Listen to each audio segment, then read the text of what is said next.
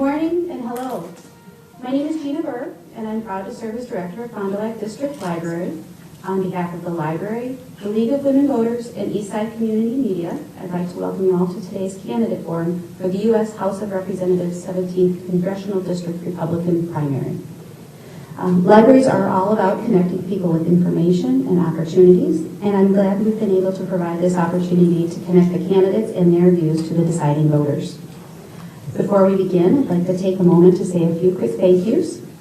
First, thank you to all of the candidates for your participation and, of course, your willingness to serve. We appreciate your time today.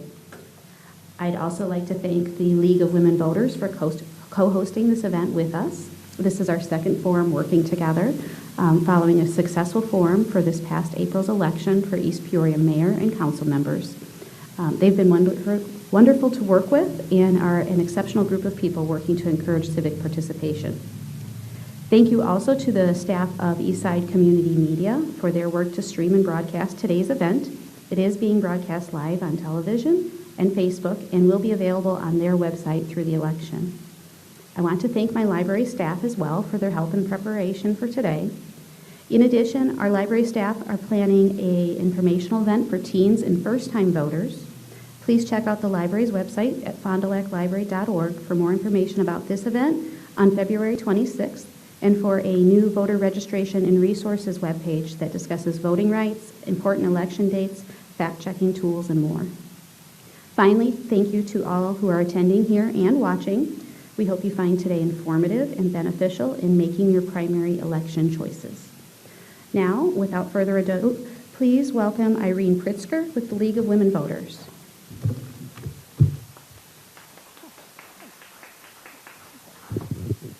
I'm shorter than her. And again, welcome to all of you. Welcome to our candidates and to all of you here in the audience and Channel 22. We're very glad to have this stream. It's being live streamed. I'm here to welcome you all to a League of Women Voters event. This is one of the most important things we do is inform the electorate, and we do this by holding forums. We have very strict rules. We will have time controls. They'll have 2 minutes for an opening, a minute and a half to answer questions, and 2 minutes for closing. And we ask that the candidates follow these timelines very strictly. That makes it fair for everyone. And I'd like, if you are not a member of the League of Women Voters, I'd like to take a moment to offer an invitation to join. We are League of Women Voters of Greater Peoria. We're not just the city. We have members in Tazewell County, and I think we might have one or two still in Woodford County and other places around. So it's Greater Peoria area. And I'd like to introduce now our moderator, Lisa Apoff.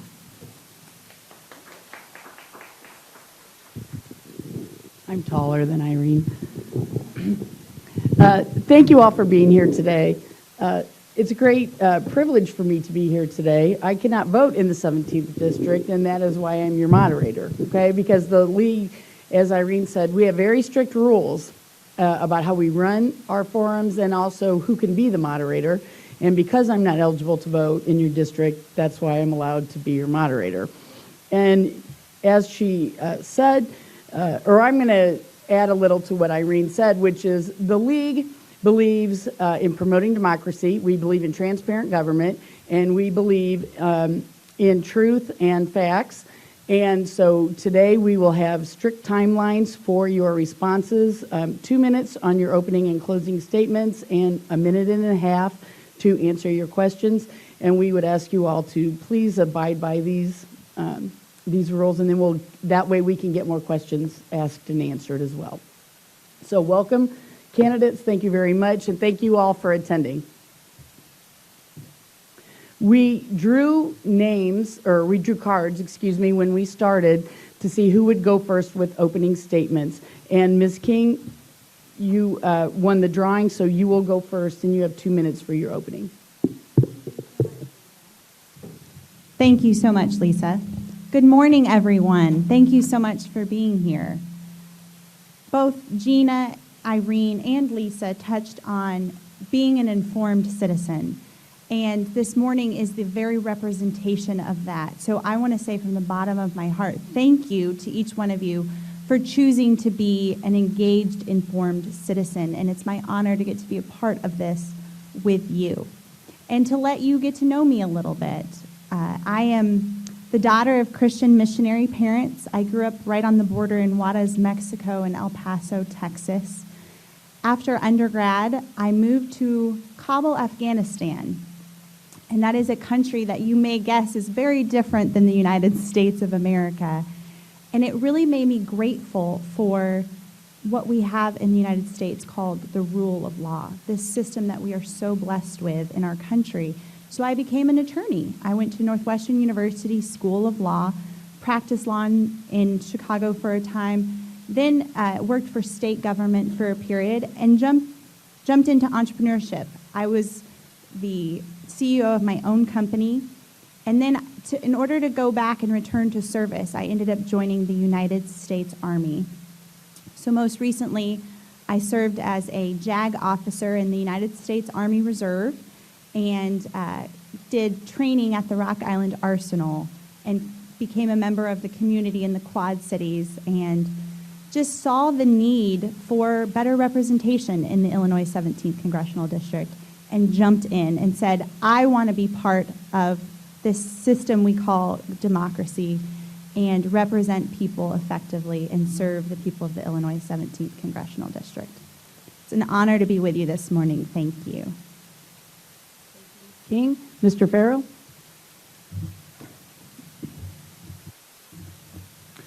Thank you so much for being here, for allowing me to be here again. Hello, Americans.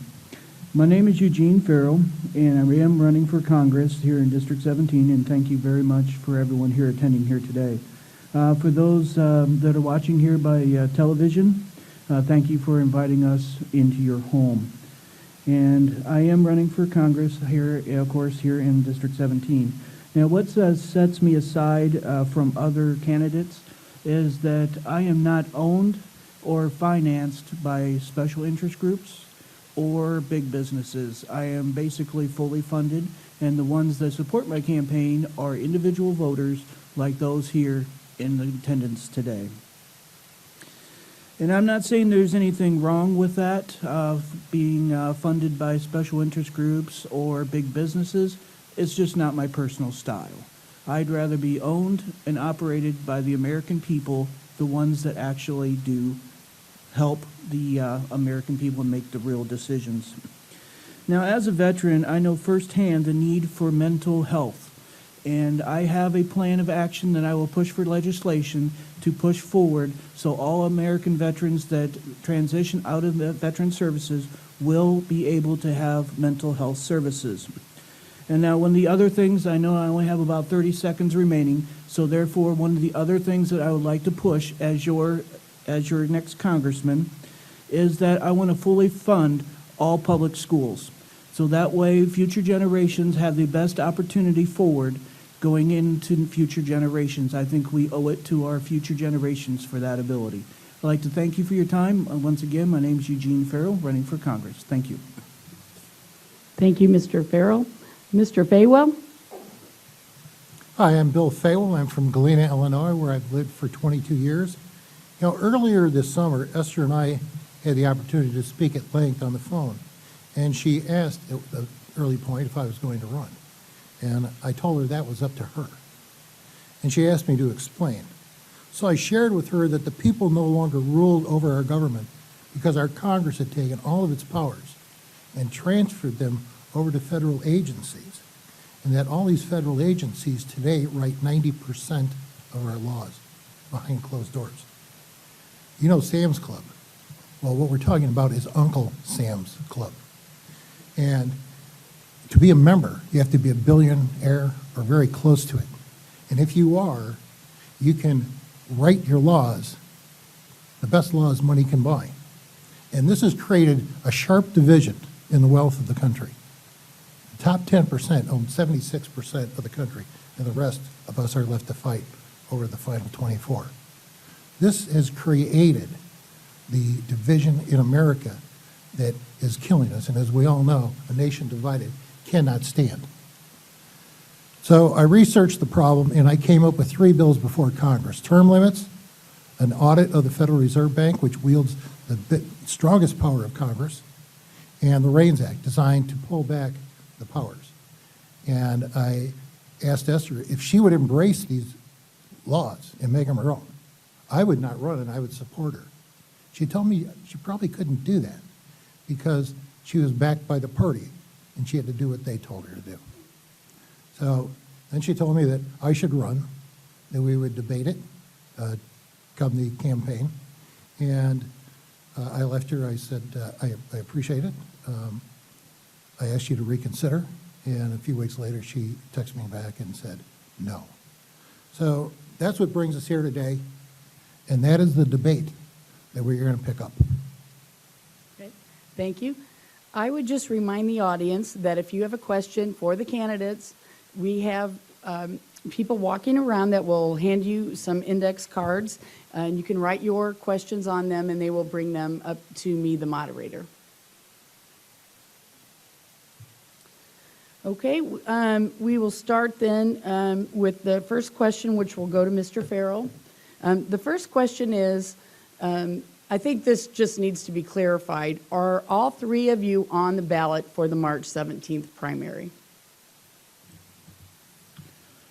As of right now, to the best of my knowledge, all 3 of us are. The Illinois Election Commission has not yet ruled. I have turned in a withdrawal notice to be fair to all the voters that to withdraw from the next election. However, my petition requires a wet signature by rule, and therefore, because I turned my withdrawal signature in late, it was denied. So therefore, I am fully a candidate in the 17th Congressional District.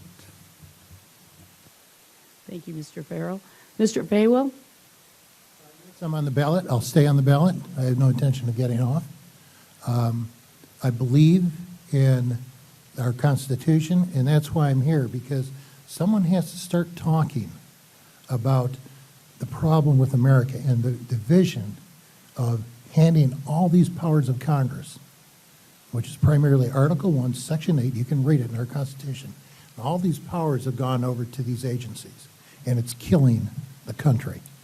And someone has to go to Washington and stand up and start talking about it and start making an issue of it. And I'm the only one out there that I can see that intends to do this. This has been a mission of mine for probably the last 5 or 6 years. This is my second time around for running. I believe in America. I believe in our Constitution. And I'm going to press it hard. Okay, thank you. Ms. King? Yes, I am on the ballot. Thank you. Okay, now we'll move on to question number 2. Mr. Faywell, you will be first on this question. The question is, what is your position on immigration reform? I support the REINS Act, which starts turning a different leaf and starts looking at immigration and looking at who is coming to America and making sure that they have the skills that can add to the country. You know, I think right now we're 14th or 13th in math and close to 33 or the 32nd in science. And we're short a few million scholars each year. And we have to start changing from just accepting anyone and start moving towards being a little more selective who we bring in. And if we do that, we're going to start bringing people from around the world to come and help fill that gap and allow America to maintain its technological edge that has allowed us to be the greatest nation on earth. So it's the REINS Act, and that's pretty much where I'm at. Okay, thank you. Ms. King? Immigration reform is such a critical issue that we have before us right now as part of the national dialogue, as part of what Congress needs to address. Immigrants have been a ping pong ball in the political game over and over again when we could just solve the problem through legislation. as many of you know, as I mentioned, I grew up right on the border. So I saw firsthand what it was like for people crossing the border, both legally and illegally. And it's something I'm really passionate about to solve this problem. Let's welcome people into our country that are adding value to our communities, our economy. Let's do it with compassion. Let's stop telling immigrants, you have to circumvent the system, you have to come here illegally. Let's overhaul our legal immigration system so that we can welcome people who are going to add value and bring their talents and skills and enrich our country. We are a melting pot. It's part of who we are as a country. It's America, that very idea that we are a nation made of immigrants. And so immigration reform is a very critical issue for us to address going forward in 2020.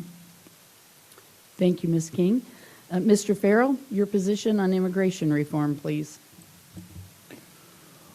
My personal stance on immigration reform is totally different than every other politician in America. I am a disabled veteran, and part of the reason why I'm a disabled veteran is I stood the front lines in other countries. And I understand full well the hardship that other countries and other citizens around the world face in today's world. Now, be that it as it may, if a person wants to become an immigrant, come over here to the United States, then by all means they probably should. However, the consideration should be that we do need to change our entire immigration system. People that want to be an immigrant in the United States must have a want and a desire and a belief in a free nation. If they don't have those beliefs, they should not be accepted into our nation if they don't have that desire. Otherwise, we will be harvesting people into our nation that can cause harm, and that we cannot allow. So therefore, we must allow for our legislation to change the rules in immigration to be able to take a look at the individuals that come into our nation and make sure that they have a need and a want and a desire into a free nation. If they don't, they should not be allowed. If they do, allow them in. Thank you. Thank you. And I'd just like to commend the candidates so far in keeping to the time. Thank you very much. Okay, question number 3 then. We'll start with you, Ms. King. The question is, how will you handle constituent services for citizens in the 17th Congressional District? Thank you, Lisa. This is such a great question because when I'm knocking doors, when I'm meeting people out at events and regularly talking with people, that is one of the top priorities. People tell me stories on a regular basis of how they aren't getting constituency services right now. I've heard stories of people in the Illinois 17th. A young lady from Galesburg recently told me that she had to go to her state rep who helped her get in touch with the federal senator to solve a problem, when that is the job of our representative, to serve our constituents. And so with my business background, with customer service orientation, and the idea of really serving to the best of our ability, that's something that I'm really excited about bringing to the table. I think this is a huge opportunity to serve people better. Thank you. Mr. Farrell?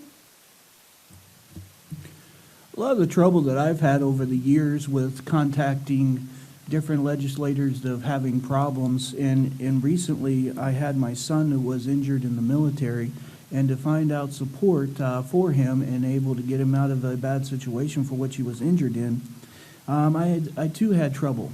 And part of the trouble getting into there is the services is simply because the politicians were owned by special interest groups.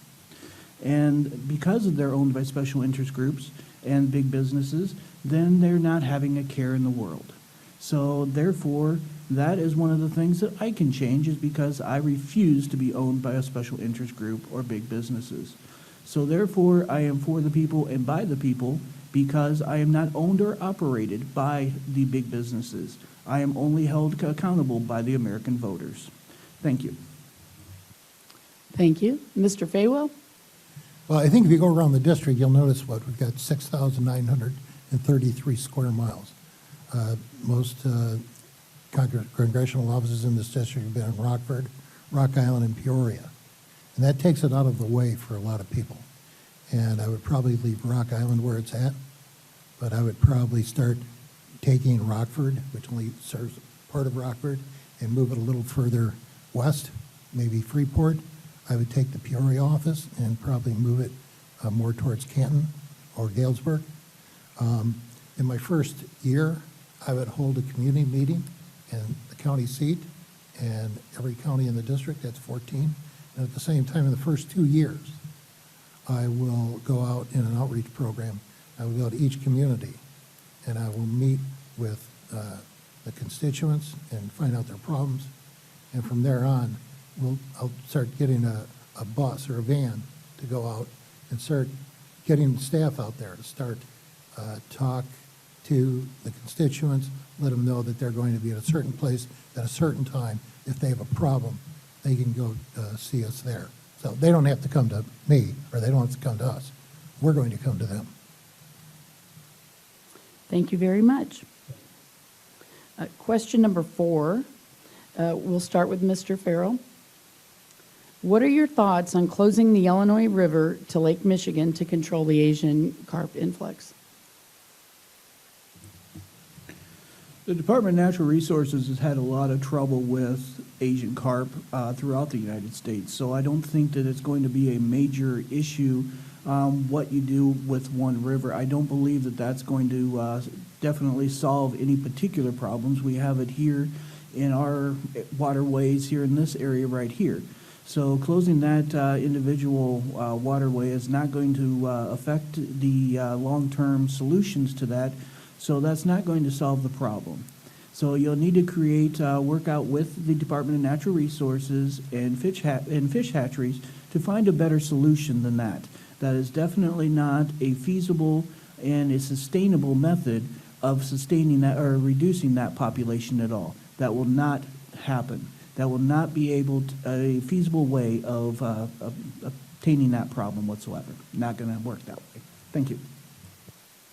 Thank you. Mr. Faywell? You can't just shut off all shipping on the Illinois River. I mean, Springfield's done enough damage to Illinois without it starting to shut down a major arterial waterway. Right now, they try and keep it out of the Great Lakes through electronics and electrocuting the fish, and that hasn't worked because they've gotten into Lake Calumet, and we're doing the best we can. And there's always more you can do. It's going to have to be a technological answer because it's already been breached.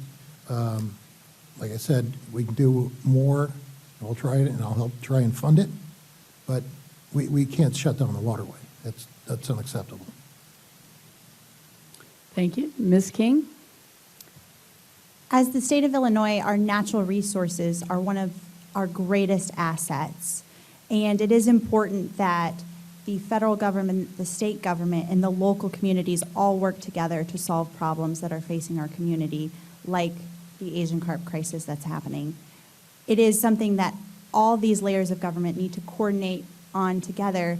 We have had ineffective government in the state of Illinois for some time, and so I'm excited to bring a problem-solving attitude to address issues like this for our communities.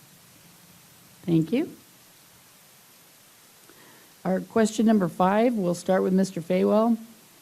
Mental health services are lacking in school districts. How could you support a plan, or would you support a plan to provide mental health services to our youngest and neediest citizens? Well, I think you're now talking about our entire healthcare system. And this country spends 18, almost 19% of its GDP, and we don't cover everyone. The rest of the world, developed world, spends 8%, and they cover everyone. Sure, we do a better job. But what has happened is that we're basically paying twice. We're paying twice as much as everyone else. We spend $4 trillion a year. Can you imagine what would happen if we could cut that in half? And we can. Because it goes back to what I talked about earlier this morning in my introduction. The problem is that we have allowed the powers of Congress to be assigned to federal agencies. just take healthcare ACA, 1,250 pages that no one read. Remember Nancy Pelosi said, do we have to read it to see what's in it? It didn't make sense, did it? But it does when you understand that the next 12,000 pages were to be written by Health and Human Services with the help of a lobbyist. And this is where they write themselves into the law. So for me, everything's on the table. Mental health is at the top. That's been probably the most abused part. And until we get a handle on the money and we stop the stealing, we're not going to change anything. So the first thing to do is to reform the government and end this agency law and force these powers back to the Congress into the realm of the people so we can start having a say about things. Thank you. Ms. King, mental health services in school districts for our youngest and neediest? Yeah, thank you for the question. It is important that we are protecting some of our most vulnerable populations in our society, which include young children in schools and providing them the support that they need. And this is a mental health issue, and it's also an education issue, and making sure that we're uplifting and supporting our education system to provide the very greatest opportunity for each and every one of these children that go through our school systems. And that's something that I believe is very critical, and I want to support and work on, is supporting funding for education. Thank you. Mr. Farrell? Ladies and gentlemen, I have a totally different viewpoint than the other candidates. My viewpoint is we simply need to fully fund our schools. Schools have funding for mental health programs right now. They really do. They have counselors in schools. They have community programs that visit each individual schools in a round-robin session. The problem is their funding is being stripped and used for other programs. And if you fully fund our schools, then you have the ability to take care of those children, all children, not just the ones that absolutely need it, because those are in place already. They have community mental health personnel in the school districts right now that rotate and to help those that really absolutely need it. What we need to do is provide those services for all students. What if there is a death in the students? Children die of cancer. You need to be able to provide services for all students, not just a few. So if you fully fund the schools, then you provide the services for all students. That is the goal. That is what needs to be done. And I am the only candidate here that is willing to get that done. Thank you. Thank you. Question number 6. We'll bring up a question here that has to do with something that was brought up in your response. Ms. King, we'll start with you. It's really a two-part question here, but it has to do with the Affordable Care Act. Okay. The first part is Representative Bustos voted against repealing the Affordable Care Act, otherwise known as Obamacare. How would you have voted? And then the second part of that question is, do you support President Trump's lawsuit to get rid of the Affordable Care Act? Lisa, thank you for bringing up health care, because this is a critical issue for so many of us right now. For 20 years, health care has been a back and forth political game. We thought we did something by passing the Affordable Care Act, the Obamacare, and yet since the passage, health care costs have skyrocketed, and we haven't solved anything. We aren't getting prescription drug costs lowered. We need to bring innovation, we need to bring transparency, and we need to bring competitiveness into solving the healthcare crisis that we're going through as a country. Insurance, I talked to business owners. I was just touring a manufacturing company, and not the costs for the workers, their own out-of-pocket costs had gone up 11%, and the cost for the business owner in paying for their healthcare plans had gone up 38% just in the last 3 months. That is unaffordable. And so we can't have a law that says Affordable Health Care Act when we don't have honest healthcare prices in our system. And it's going to take innovation. It's going to take political courage to really solve this problem, because DC, Washington, D.C. has not been able to do it up to this point. And so let's have leadership leading towards a better problem than a better solution to the problem that we currently have. Thank you. Mr. Farrell, are you clear on the two questions, or would you like me to read them back? Go ahead and read them back. Okay. Representative Bustos voted against repealing the Affordable Care Act. How would you have voted? And the follow-up is, do you support President Trump's lawsuit to get rid of the Affordable Care Act?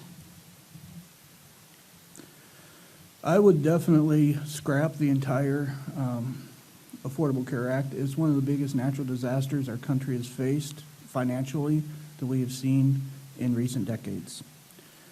And as far as Trump getting rid of it, I would absolutely be happy, more than happy to help him out any way possible to get rid of that.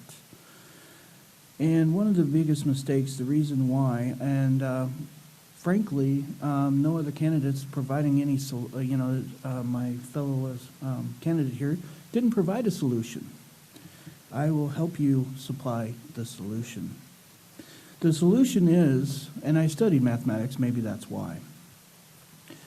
When you have a need and a want in your society, then the cost goes up. So if you force it down someone's throat, such as health care, what's going to happen to the prices of such care? They're going to skyrocket. And that is what happened in this situation. In the Affordable Care Act, what exactly happened is we had to have it, and therefore companies can charge whatever they so choose to desire. And if you scrap that idea, yes, the prices will go down, but they will go down incrementally over time. So therefore, we need a different solution, but we have to scrap the entire act first. Thank you. Thank you. Mr. Faywell? Yeah, I'm not sure we can scrap it right away, because if you get out there and talk to people have real needs that have to be taken care of. But I think Senator Rand Paul came up with an excellent idea. We put a 2-year sunset on Obamacare, and we work to come up with something else. But again, I hate to sound like a broken record, but this is the core of my campaign.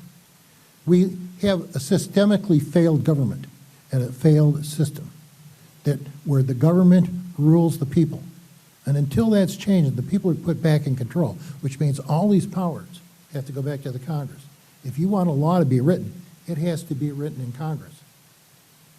Until we do that, we're playing with ourselves, because there's nothing to talk about. Because you go out and come up with another system, you think it costs you $4 trillion, now it'll cost you $5 then, because the system is set up to people to write themselves into the law. And until that's stopped, nothing's going to change. Now, as far as Ms. Bustos vote for it or vote against ending it, it's a cocked hat. As far as the president in a lawsuit, I think the president has been more effective in stating that hospitals have to start publishing what they are going to charge. Because if you look at most of the cost in healthcare, it has been in administrative. And it's mainly been hospitals and insurance companies fighting over the bill. And that has got to stop.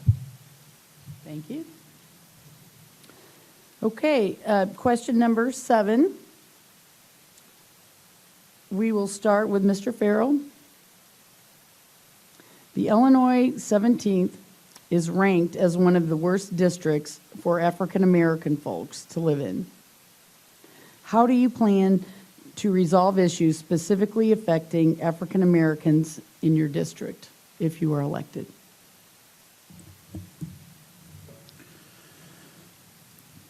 The American people need to have a situation where all people are created equal. And this was done many, many years ago, but it has fell far short of reality. We need to have developmental plans in action for African Americans as well as all citizens, but especially to support minority groups.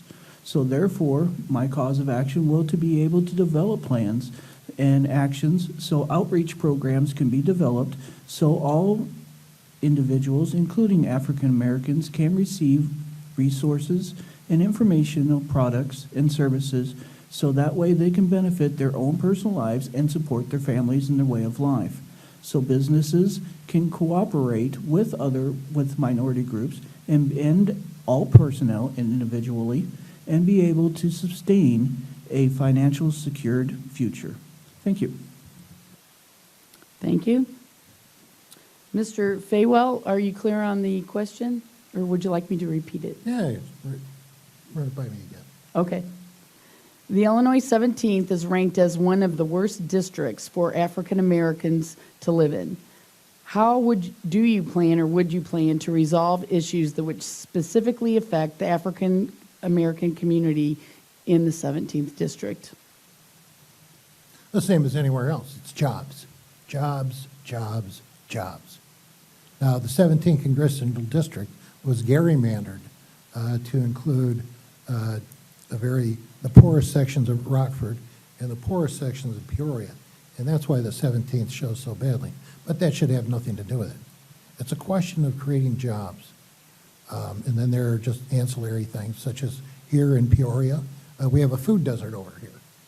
And if I was a congressman, I could do something about that because you could beat somebody in the head at a grocery store and you'll get it. But it's a question of jobs, and here is where you've got to, again, you've got to start moving these agencies for making these laws. A fine example is the US EPA.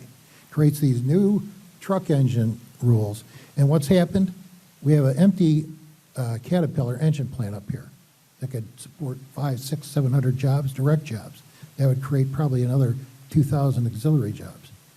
And because the government gets in here, and again, I hate to sound like a broken record, but the problem is agency government making laws that we have nothing to do about, done behind closed doors and directed by people with ulterior motives. And that has got to stop. And once we do that, we're going to be freed up and we'll be able to start creating the jobs. We'll be able to start moving ahead, start opening up. And the black community will rise just like everyone else. And that's the answer.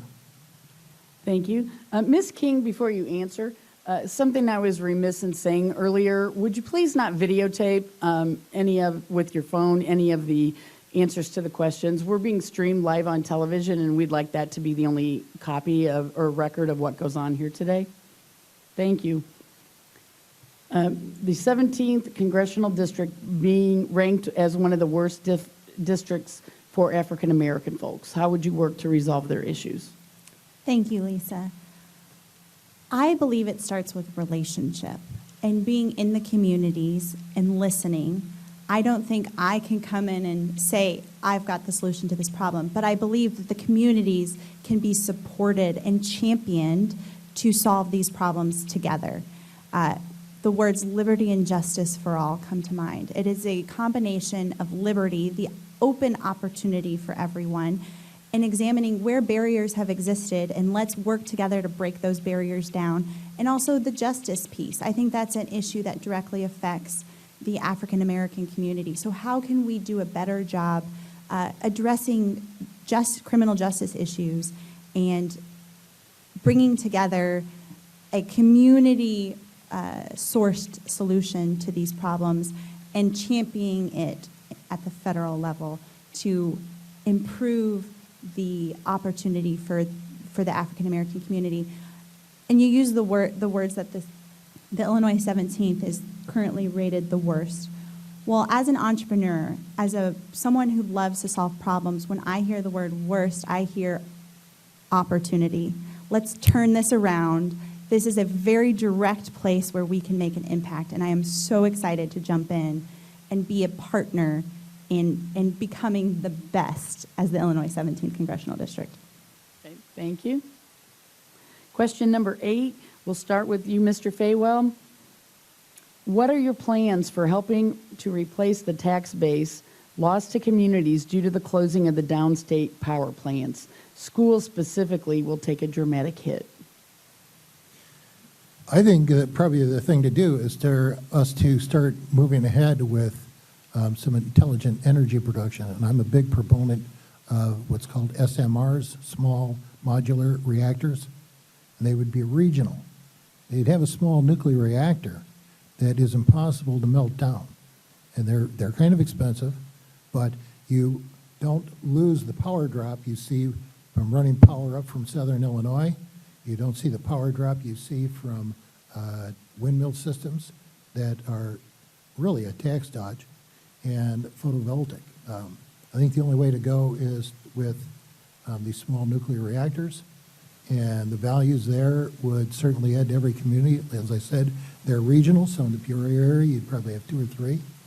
Galesburg, maybe 1. Monmouth, the same. The Quad Cities, a few. Rockford, a few. In the Northwest, a few. And I think this would pick that up. You're talking about bringing in new power. If you got a good, reliable, solid source of power that makes financial sense, you're going to start, again, lifting all boats. And we don't do that. We're off on this Green Deal, and the Green Deal is going nowhere. It's crazy. Do you know how to make the Green Deal work? We have to build the equivalent of 11,000 oil tankers a day for 20 years. It's impossible. Let's do what's possible. Thank you. Ms. King, plans for helping to replace the tax base lost to communities due to the closing of downstate power plants. There are so many considerations that come together when thinking about environmental advancement. Environmental advancement and doing the right thing by the environment is critical for us to focus on. However, we cannot lose sight of how it affects each and every one of us on a day-to-day basis. There are so many people who have lost jobs. There are counties, Fulton County has lost so much revenue for their school districts, and it is not okay that we are just leaving people behind because we have these ambitious, unrealistic policy initiatives that aren't actually helping people and are hurting people. And so bringing economic development and solving the economic issues for people that are losing their jobs at the same time and going hand in hand and being in the communities, listening to the communities, being sensitive to on-the-ground results of policy initiatives that are being pushed is really critical. As we do work to protect our environment, we're also bringing people along with us and making sure communities are uplifted through the effort, not destroyed. Thank you. Mr. Farrell? Well, probably for the first time today, I actually agreed with Esther on something. I think we're making progress here. I believe so. And actually, I have a degree in atmospheric science, so I do have a little knowledge of this area. Now, with respects to the job loss, instead of just having an empty hole, we can easily solve this problem by creating new jobs in different venues for that energy crisis that's going away. Many people are not thrilled with wind energy farms coming up, but wind energy farms in a lot of areas, even Fulton County, we have a large amount of areas that's coming off rivers, and we have a lot of wind. Where we have areas of a lot of wind, we can provide other means of sustainable energy, such as wind energy. For those that have water areas, we can have electrical power through waterways. So there are many other ways and solutions that we can go by in creating those jobs back. And you don't need to be a rocket scientist to be able to have those jobs. You just have to be a willing and desire and be in those areas for when those jobs occur. And so replacing those jobs with other jobs will be the best benefit for the schools and for those people in those communities. Thank you. Thank you.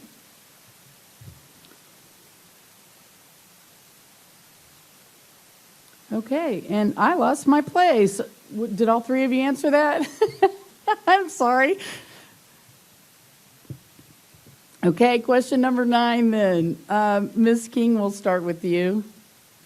How will you support farmers and agriculture in Illinois if you are elected? Thank you, Lisa. This is such an important issue for our economy in the Illinois 17th.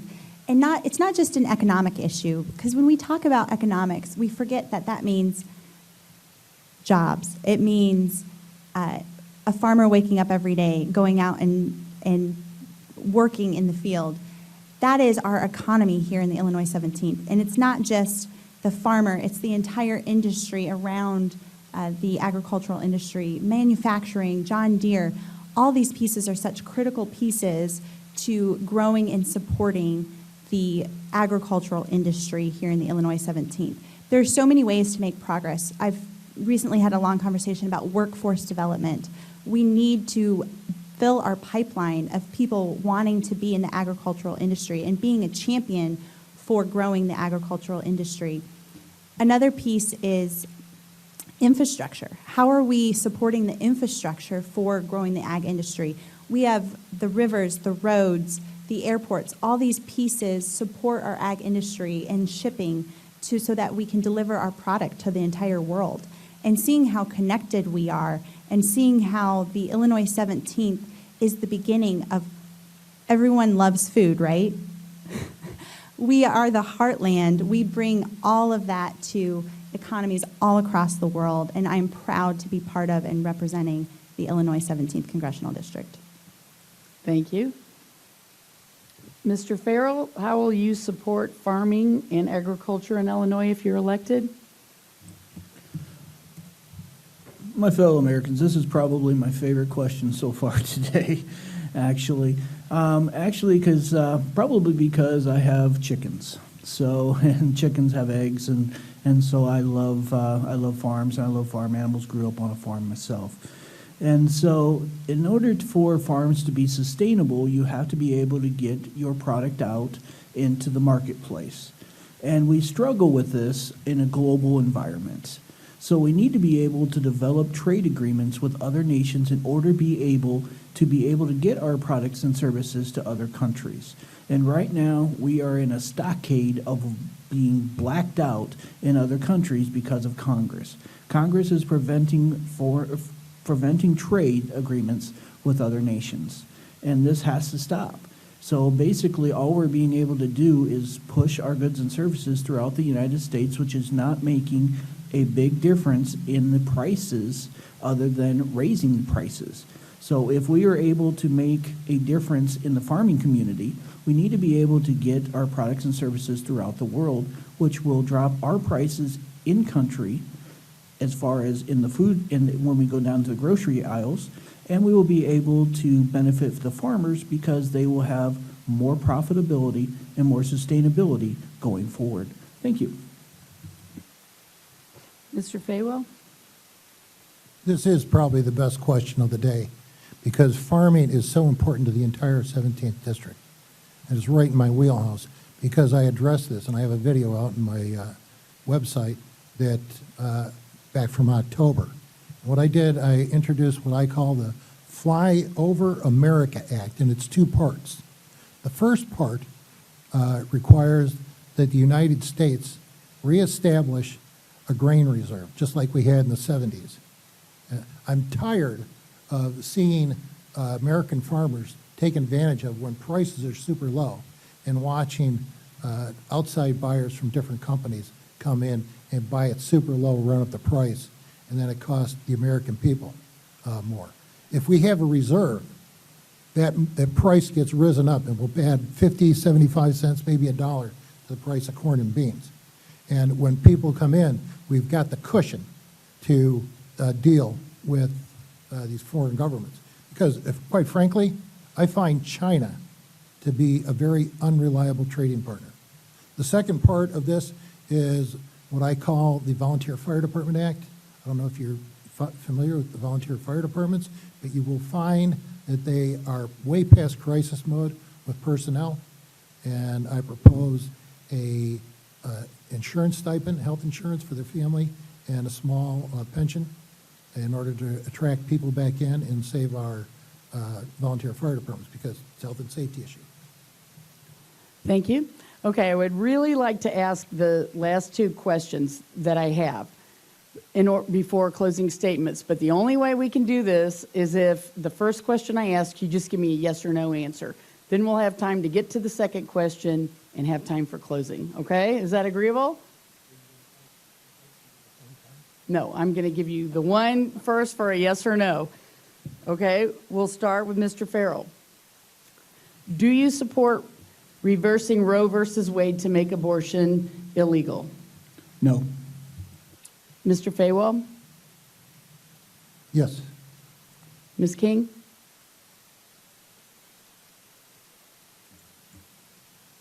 Want me to repeat? Do you support reversing Roe versus Wade, which would make abortion illegal? I believe it's eventually. Okay. Thank you. Okay, we're back to our 1.5 minute response, okay? And we'll start with Mr. Faywell. Last question before closing arguments.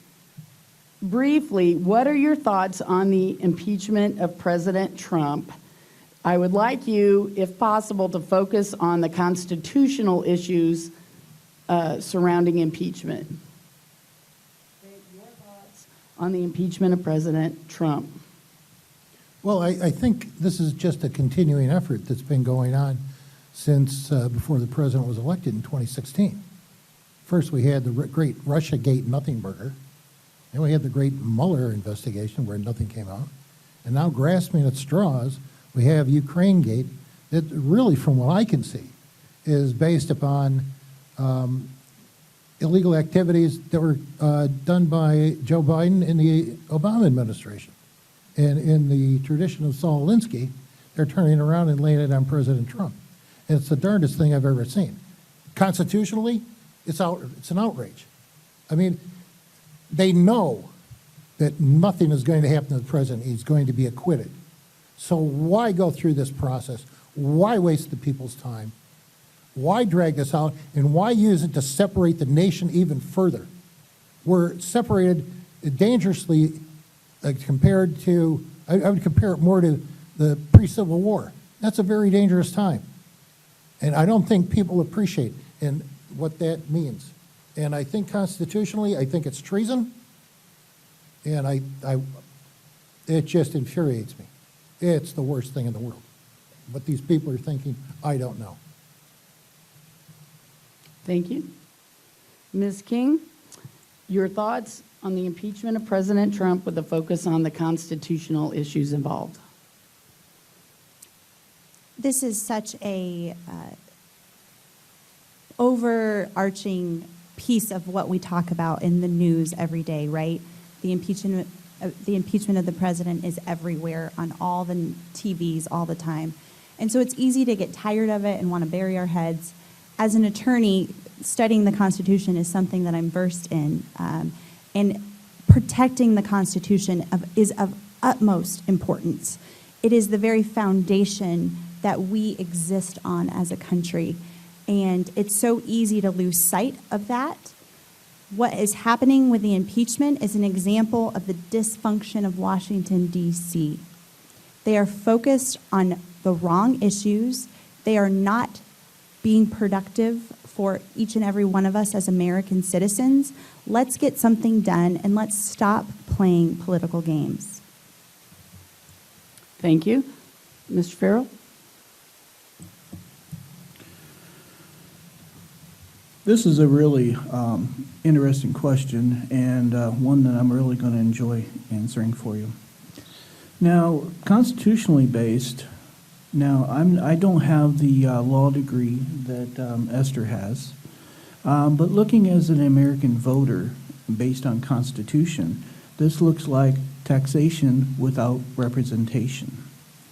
We spend millions of dollars of taxpayers' money to get rid of a sitting American president with no avail. Now, we cannot have all the answers to what is really taking place, whether he's guilty of a crime or not guilty of a crime. And the reason for that, and perhaps because I understand because I am a combat veteran myself, is that information is classified. And so it cannot be released unless it's declassified. And so therefore, we will never have the whole picture of what really took place, what we can omit, and what we cannot omit too. So therefore, because of which, like Mr. Faywell said, nothing will probably become of it because the actual meat and potatoes, if you will, can never be released.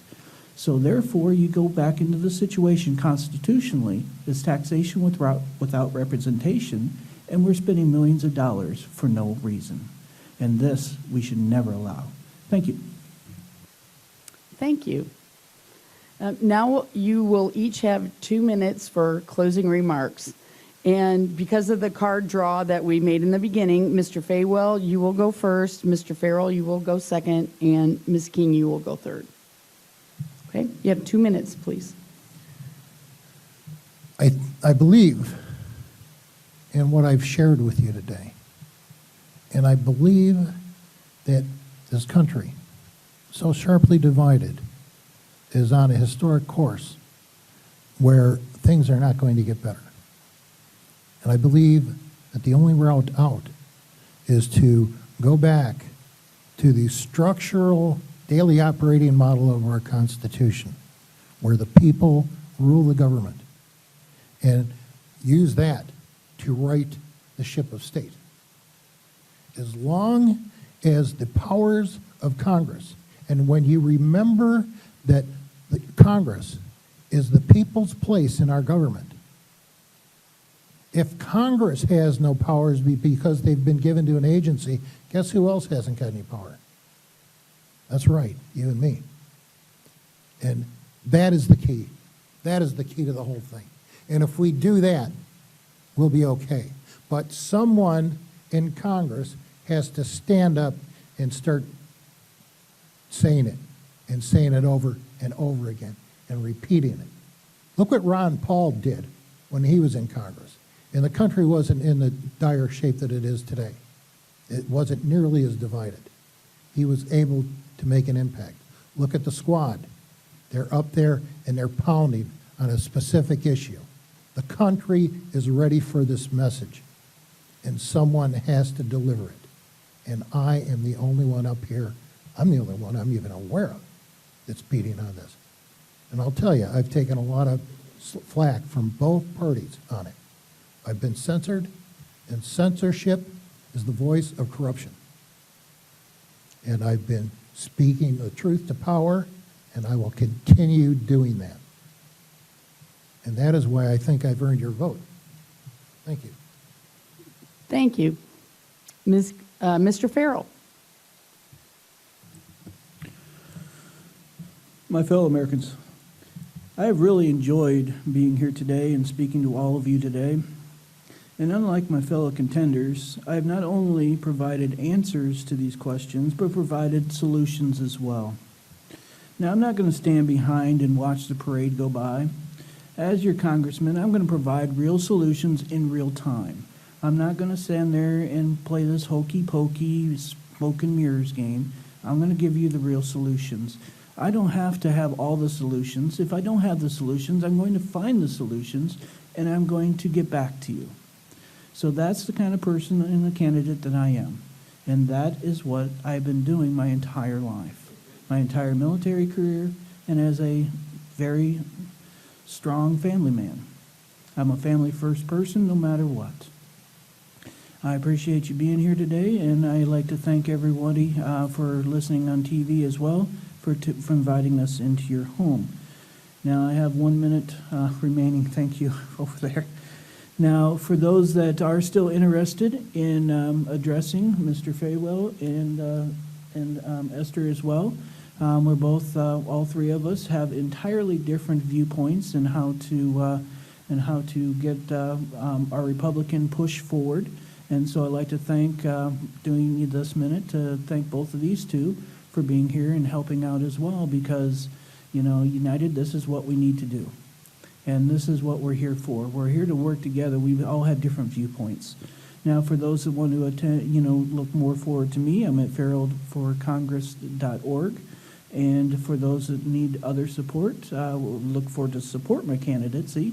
You can do so by P.O. Box 113, Monmouth, Illinois, 61473, or 61462. Sorry about that. Thank you for attending today, and I appreciate it. Thank you. Ms. King?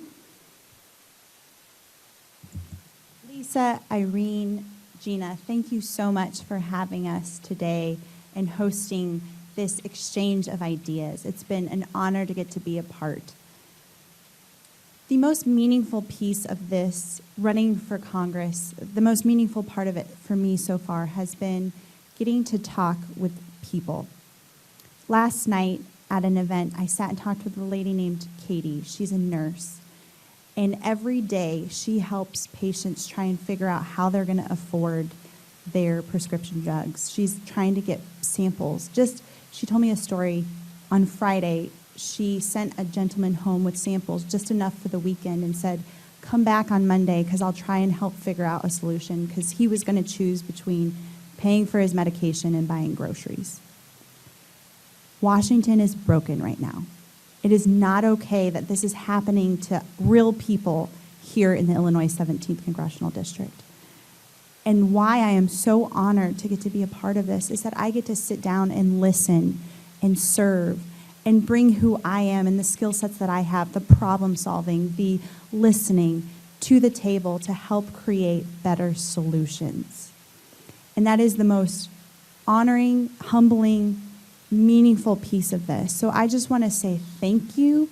I am grateful to get to run for office, to be a voice, and to listen and bring everything that we are as real people in the Illinois 17th to the broader conversation that's happening in our nation.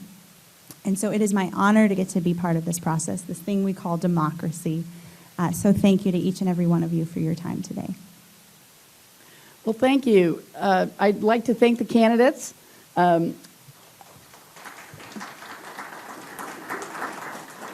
Unlike Washington, D.C., it's so nice to see people be respectful of each other and follow the rules. I'd like to thank the audience for respectful listening and for your very good questions. And thank the library for hosting and partnering with the League. It's very kind of you. I'd also like to once again invite any of you to join us and be a member of the League of Women Voters. As the sign says, the League believes that democracy is not a spectator sport. The League believes in transparent government and an educated electorate. And so, men, yes, you can join us too, even though the name leaves you out. So we invite you to join us and encourage you to vote in the primary, and please encourage your friends and neighbors to vote as well. Okay, the next League-sponsored forum will be February 3rd, Monday, February 3rd at 6 p.m. at the Lakeview Library in Peoria for District 3 School Board in Peoria Public Schools. Thank you all very much. Have a good day.